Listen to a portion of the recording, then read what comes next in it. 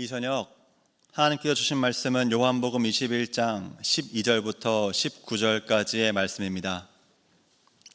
요한복음 21장 12절부터 19절까지의 말씀입니다.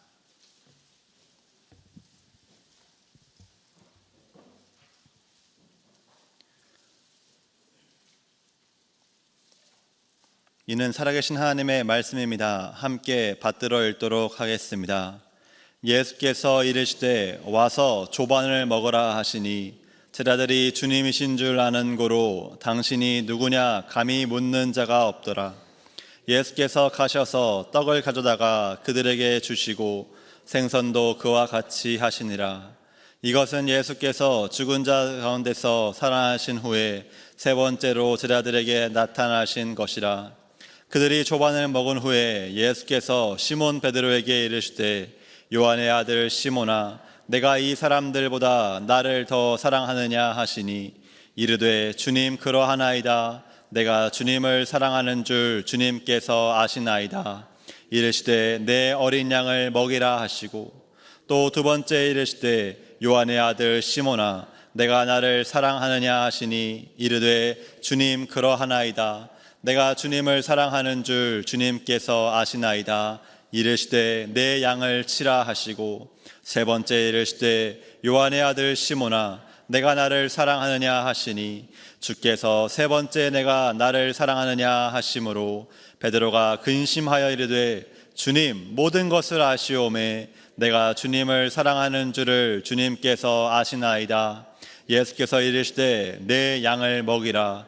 내가 진실로 진실로 내게 이르노니 내가 젊어서는 스스로 띠뛰고 원하는 곳으로 다녔거니와 늙어서는 내 팔을 벌리리니 남이 내게 띠띠우고 원하지 아니하는 곳으로 데려가리라.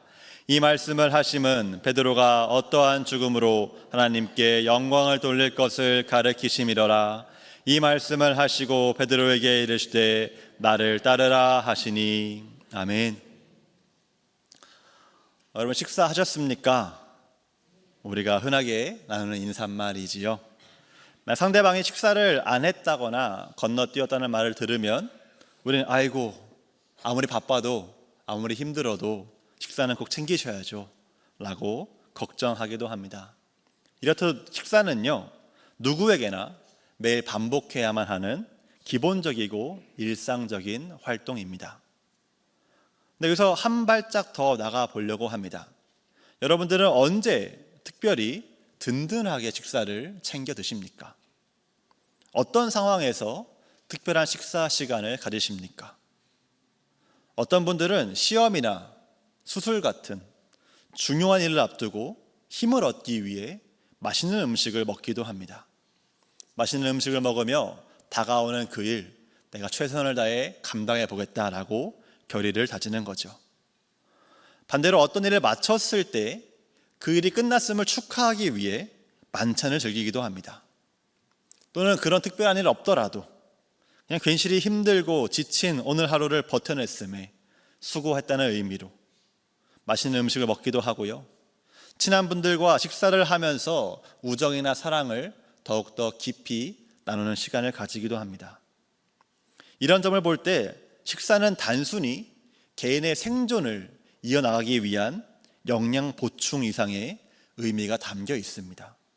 식사는요, 과거, 현재, 미래라는 우리의 삶과 밀접하게 연결되어 있습니다. 이처럼 식사가 우리 모두에게 일상이면서 동시에 중요한 의미를 가지고 있기 때문에 하나님께서도 식사를 정말로 중요하게 여기십니다. 하나님의 아들이신 예수 그리스도의 삶을 기록한 복음서에서 예수님의 식사 장면이 얼마나 자주 등장하는지가 그 증거라 할 수 있습니다. 예수님을 대적하는 사람들이 예수님은 먹기를 탐하고 포도주를 즐기는 사람이라고 말하며 흉을 받듯 예수님은 식사를 참 좋아하셨습니다. 아니, 정확히 말씀드리면 사람들과 함께 식사 자리를 가지시는 것을 정말로 기뻐하셨습니다. 물론 복음서의 저자들은요 예수님이 좋아했던 음식, 싫어하는 음식이 무엇인지 탄수화물, 단백질, 지방이 골고루 균형 잡힌 건강한 식단을 유지했는지 그런 정보를 우리에게 주진 않습니다. 만약 그랬다면 어쩌면 우리는 예수님 다이어트를 하고 있을지 모르겠네요.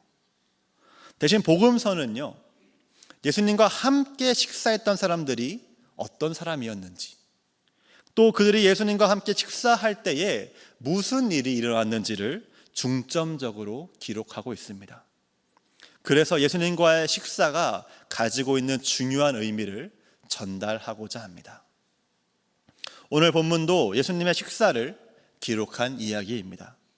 이 이야기를 통해 예수님과 함께 식사한다는 것이 과연 어떤 의미인지를 다시 한번 우리 마음 가운데에 새길 수 있기를 소망합니다. 왜냐하면 오늘 읽는 성찬 성례전은요, 예수님께서 예수님을 따르는 제자들에게 그들을 위해 마련하시고 그들을 초대하시는 예수님과 함께하는 거룩하고 귀한 식사 시간이기 때문입니다. 말씀을 들으며 예수님과의 식사를 더욱 귀히 여기고 사랑할 수 있는 우리가 되기를 소망합니다.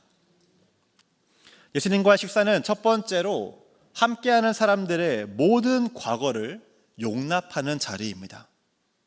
오늘 우리가 읽은 이야기는요, 부활하신 예수님께서 제자들을 찾아와 만나는 상황을 배경으로 하고 있습니다.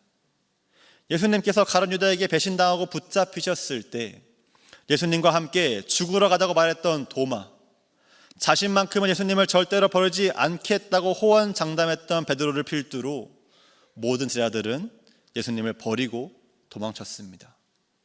혹시나 예수님 때문에 자신들의 안전도 생명도 위협받을지 모른다는 두려움에 자신은 예수님과 아무런 상관없다 부인하고 저주하면서 뒤도 돌아보지 않고 떠났습니다. 시간이 지나 예수님께서 부활했다는 소식이 들려왔지만 제자들은 그 소문을 믿지 않았습니다. 그리고 예수님을 따랐던 시간을 한순간의 꿈으로, 철없는 시절에 내렸던 실수로 여기면서 예수님 만나기 이전의 삶으로 다시 돌아가고자 합니다. 그래서 베드로가 나는 물고기를 잡으러 가겠다 했을 때 대부분의 제자들이 우리도 함께 가겠노라 응답하며 재빠르게 베드로를 따라 나섭니다. 이렇게 예수님을 철저히 배반하고 예수님에 관한 모든 것을 잊어버리려 노력하는 제자들에게 예수님께서 찾아오십니다. 바닷가에서 배 위에 있는 제자들을 부르시고요, 밤새 수고하였지만 아무것도 잡지 못한 그들이 그물에 가득 찰 정도로 많은 물고기를 잡을 수 있도록 도우십니다. 그리고 그들이 바닷가에 올랐을 때, 돌아왔을 때 숯불 위에 생선과 떡을 준비해 놓으시고 이렇게 말씀하십니다. 12절 말씀 함께 읽도록 하겠습니다. 12절입니다. 예수께서 이르시되 와서 조반을 먹으라 하시니 제자들이 주님이신 줄 아는 고로 당신이 누구냐 감히 묻는 자가 없더라. 아멘. 예수님의 초대를 받아서 식사 자리로 가는, 함께 식사하는 제자들의 마음은 어떠했을까요? 몇 년 동안 사랑하며 따랐던 예수님께서 정말로 부활했다는 그 사실 자체에서는 너무나 큰 안도와 기쁨을 느꼈을 것입니다. 하지만 그 기쁨과 반가움도 잠시뿐이죠. 예수님을 배신하고 부인했던 그 과거가 떠올라 죄송함과 부끄러움이 그들을 집어삼켰을 것입니다. 불과 며칠 전에 있었던 일이었으니 예수님께서도 잊었을 리가 없습니다. 자신도 생생한데 피해자인 예수님께서는 오죽하실까요? 그래서 제자들은 예수님께 감히 아무런 말도 하지 못합니다. 앞으로 어떤 일이 일어날지 두려워하면서 자신들은 예수님과 식사할 자격이 없음을 알기에 그저 송구한 마음으로 예수님이 마련하신 식사 자리에 쭈뼛쭈뼛 자리를 잡고 불편하게 앉습니다. 예수님께서 제자들을 초대하신 타이밍에 우리가 주목하길 원합니다. 예수님은요, 제자들이 잘못을 인정하고 회개하기 이전에 그들을 부르십니다. 제자들이 철저하게 실패하고 좌절한 그 순간에 제자라 불리기도 부끄러운 상황 가운데 제자들과 함께 식사하자고 먼저 제안하십니다. 이는요, 제자들에게 밥이 넘어가냐고 혼내고 민망함을 주기 위해서가 아니었습니다. 반대로 그들의 상처난 마음을 다독이시기 위해서였습니다. 마치 지난 기쁨의 50일 때에 강의한 김경일 교수님께서 마음에 큰 충격을 받은 사람은 마치 교통사고를 당한 것과 같아서 맛있는 음식을 많이 먹고 푹 쉬면서 몸과 마음을 회복해야 한다고 했던 것처럼 제자들을 위로하시고 있는 모습 그대로 용납하시기 위해 품에 품어주시기 위해 예수님께서 식사 자리를 마련하십니다. 성찬 성례전도 마찬가지입니다. 예전에 몇몇 어르신들께서 자신을 돌아보니까 주님 앞에 너무나 부끄럽고 죄송한 것이 많아서 성찬에 참여할 자격 없다고 판단을 하고 성찬을 받지 않겠다고 말씀하시는 것을 들은 기억이 있습니다. 정말로 겸손하고 아름다운 고백이죠. 하나님을 경외하기에 나올 수 있는 진정한 고백이죠. 하지만 조금만 더 깊이 생각해 본다면요, 우리 모두는 언제나 하나님 앞에 나아갈 자격이 없다는 것을 발견하게 됩니다. 우리가 아무리 거룩하게 살려고 노력해도요, 하나님을 만족시키거나 하나님의 기준에 이를 수는 없습니다. 우리의 힘과 능력으로 하나님께 나아가는 모든 시도는 철저하게 실패할 수밖에 없습니다. 하지만 예수님께서는요, 그 실패하고 부족한 사람들, 우리들을 있는 모습 그대로 나아오라고 말씀하십니다. 있는 모습 그대로 용납하시고 품어주겠으니 함께 나와 함께 식사하자고 초대하십니다. 나의 자격, 나의 의의가 아니라 예수 그리스도의 부르심을 힘입어 담대히 이 성찬에 참여하는 우리가 될 수 있기를 소망합니다. 예수님과의 식사가 가진 두 번째 중요한 의미는요, 예수님과 함께하는 식사는 사람들이 자신의 정체성을 확인하고 그 정체성을 회복하도록 돕는다는 것입니다. 당시 로마 문화에서도요, 또 유대 문화에서도요, 누구와 함께 식사하느냐는 정말로 중요한 문제였습니다. 식사를 마련하고 초대한 주인과 함께 먹고 마신다는 것은요, 참여한 사람이 주인과 동등한 위치에 있음을 의미하는 것이었습니다. 그래서 식사는 가족이나 가까운 친구 또는 동등하게 여겨지는 자들끼리 모여서 함께 음식을 나누는 굉장히 경건한 행위로 여겨졌습니다. 누구와 식사하느냐는, 내가 누구와 식사할 수 있느냐는 내가 누구이고 어디에 속해 있는지를, 자신의 사회적 위치를 드러낼 수 있는 기회였습니다. 이 의미를 기억하며 본문을 본다면요, 예수님께서 제자들과 함께 식사했다는 것은 예수님이 그들을 하인이나 종이 아니라 예수님의 친구로 동등한 하나님의 자녀로 여기시고 대했다는 것을 알게 됩니다. 즉 예수님께서는 제자들의 정체성을 죄인이 아니라 예수님과 같은 존귀한 의인으로 여기고 있음을 분명하게 드러내시는 거죠. 그런데 제자들은 여전히 자신들의 정체성은 죄인이라고 믿고 있습니다. 어떤 것도 이를 절대로 변화시킬 수 없다고 믿고 있습니다. 그래서 그들은 예수님의 초대를 받고 나서도 부끄러워하며 두려움에 사로잡혀 있습니다. 그런 제자들에게 예수님께서는 부드럽고 따뜻하게 말을 걸어오십니다. 본문 15절 말씀 우리 함께 읽겠습니다. 15절 말씀입니다. 그들이 조반 먹은 후에 예수께서 시몬 베드로에게 이르시되 요한의 아들 시몬아, 내가 이 사람들보다 나를 더 사랑하느냐 하시니 이르되 주님 그러하나이다. 내가 주님을 사랑하는 줄 주님께서 아시나이다. 이르시되 내 어린 양을 먹이라 하시고. 아멘. 사랑과 섬김에 우선순위를 묻는 예수님의 말씀은요, 베드로와 제자들에게 새로운 것이, 낯선 것이 아니었습니다. 오히려 예수님께서 제자들과 함께 생활하시면서 언제나 강조해서 가르친 내용이었습니다. 더 나아가 이 물음은요, 이 질문은요, 하나님께서 이스라엘 민족을 부르시고 언약 맺으실 때 주신 말씀, 너희는 유일하신 여호와 하나님 한 분, 그 한 분만을 마음을 다하고 뜻을 다하고 힘을 다하여 사랑하라는 그 말씀의 반복이었습니다. 즉 다른 무엇보다 하나님을, 또 하나님의 아들 예수 그리스도를 더 사랑하고 섬겨야 한다는 것은요, 하나님께서 하나님의 백성의 예수님께서 예수님의 제자들의 정체성의 핵심으로서 언제나 지키라고, 언제나 기억하라고 부탁하신 내용인 겁니다. 예수님의 제자로서 마땅히 예수님을 사랑하고 있느냐는 그 질문에 베드로는 내가 주님을 사랑하는 줄 주님께서 아신다고 대답합니다. 예수님께서는 동일하게 3번 물어보시고요, 베드로는 동일하게 3번 대답하죠. 질문을 듣고 대답하면서 베드로와 제자들은 내가 원래 예수님을 사랑하고 섬기고 따르도록 부름받았구나 라는 그 사실을 다시 한번 되새기게 됩니다. 자신의 진정한 정체성, 결코 흔들리거나 변할 수 없는 정체성은 하나님의 자녀, 의인이라는 것을 받아들이게 됩니다. 그리고 의인이라는 그 정체성에 걸맞게 예수님을 사랑하며 섬기며 살고자 하는 갈망이 제자들의 마음 가운데에 샘솟기 시작합니다. 예수님과 식사할 때에 제자들의 마음 가운데 일어났던 이 놀라운 일이 성찬 성례전에 참여하는 우리 모두에게 동일하게 일어납니다. 죄인으로서 있는 모습 그대로 예수님께 나아올 때요, 예수님은 우리를 죄인인 채로 내버려 두시지 않으십니다.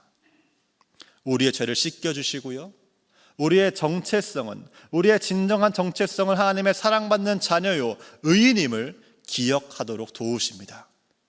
그리고 하나님의 변함없는 그 사랑받는 자답게 우리도 하나님을 변함없이 사랑할 수 있도록 우리의 굳어버렸던 마음을 새롭게 만져주십니다. 성찬에 참여하면서 예수님께서 바라보시고 말씀하시는 대로 우리 자신을 바라보게 되기를 소망합니다. 나의 뿌리, 흔들리지 않는 정체성은 하나님의 자녀임을 기억하는 이 시간 될 수 있기를 소망합니다.